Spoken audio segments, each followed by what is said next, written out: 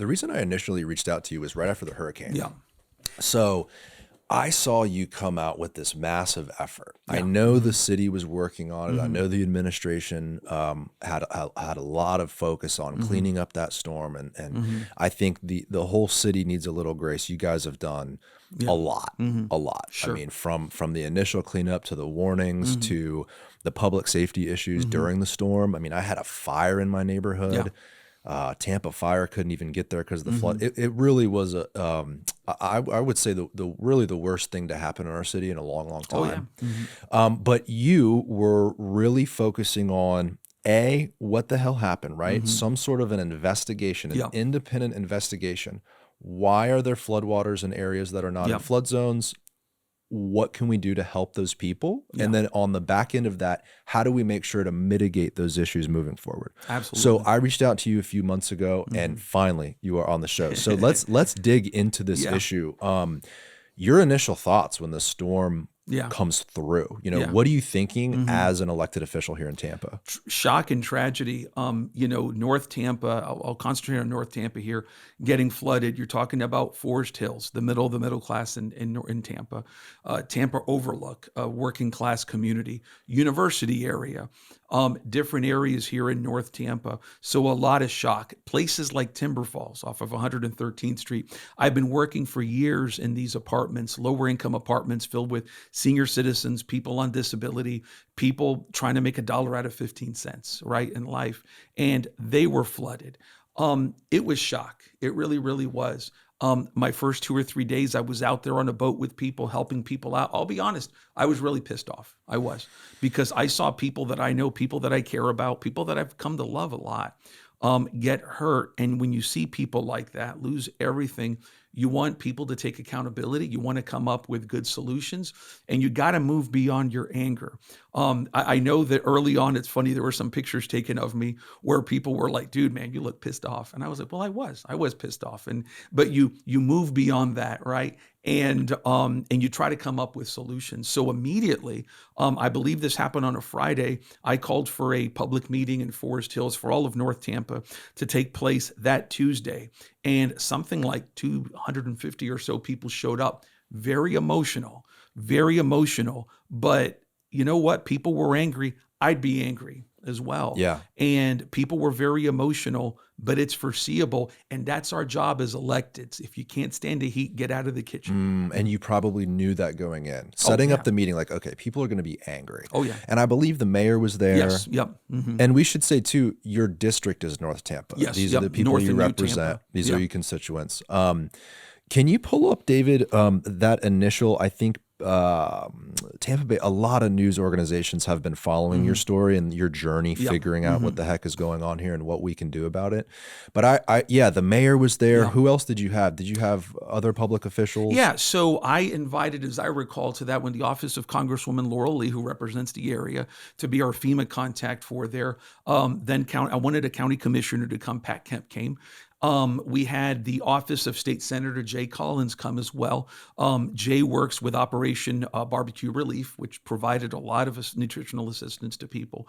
And so I try to invite everybody. And as an overarching issue on this, I try to be very bipartisan in my policy issues and working with people. For the hurricane, we put that on steroids because people are hurting. I don't care if they voted for Trump or Biden or Harris. I don't care if they all voted against me and they hate me. They're people and they deserve to be fought for.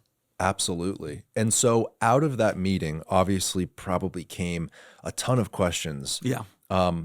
Anger Yeah. towards city government. I'm sure. What the Yeah. hell are you guys doing about this, Yeah. right? And how do we stop this in the future? But they probably initially weren't even talking about that. Oh, no. They were just in the middle of a flood, Yeah. trying to find their way out of it. Yeah. And so out of that meeting, what were your thoughts? What did you realize you had to focus on? So a couple of things, the administration had some officials go up there and pretty much say, I don't want to put words in their mouth, but this was a storm of 100, 300 years, whatever it is, this would have happened no matter what.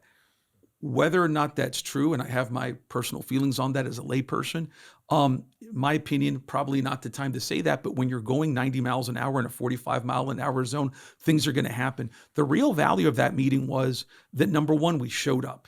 right? Mayor Castor was there, who I don't think is afraid of anything, right? Mayor Castor was there. I was there. The offices of other folks were there who are electeds were there. But the biggest thing was that afterwards, I stayed for about an hour and a half with a long line, and I met people. And that was the beginning of my journey on meeting everyday people who have taken life's worst hits, but just keep moving forward, right? I met people who, many of them I'm sure are going to be lifelong friends because I love them a lot, and who have just taken terrible hits. And it was very emotional for me. It was. I was crying a lot when I was talking to people, because you have a shred of empathy. It's going to come out in a situation like that. It's kind of amazing. There were people in that crowd with that kind of an attitude in a moment like that. Oh, the sure. resiliency. It is, but I always tell people are moving forward. I mean, I could tell you stories. A man who's a plumber, who his son's a third generation plumber, they just, got up and redid their house. Another woman who takes care of her autistic son and autistic grandson, she had to move to Wesley Chapel because she couldn't afford her house. A woman I met last week worked for 27 years cleaning hotel rooms, a woman of Dominican descent, proud Latina woman. And she keeps moving forward. They have that dignity, but if we abdicate our responsibility as the city of Tampa and local government to help those people, then God forgive us. Where are you at in the investigation? So the county commission passed it in November. They forwarded it to an independent contractor. Forgot the name of the independent contractor escapes me right now. And I'm setting up a meeting with Bonnie Wise and folks at the county. I was just talking to Commissioner Miller on it last week. I want to make sure that this does a number of things. Number one, that it has a truly independent, objective view on how Zone X areas in the county, including North Tampa, flooded. That's very important. What went wrong? Right. And by the way, if they tell me, would have flooded anyway, I go, maybe, but there's a difference between a single and a triple. There's a difference between 6 inches of flooding and the 4 feet of flooding that people had, right? And every area is different. The word on the street in Town and Country is that it had to do potentially with a repaving project. North Tampa is pumps. What's Plant City? That's step number one. Step number two is a master plan for infrastructure in the future.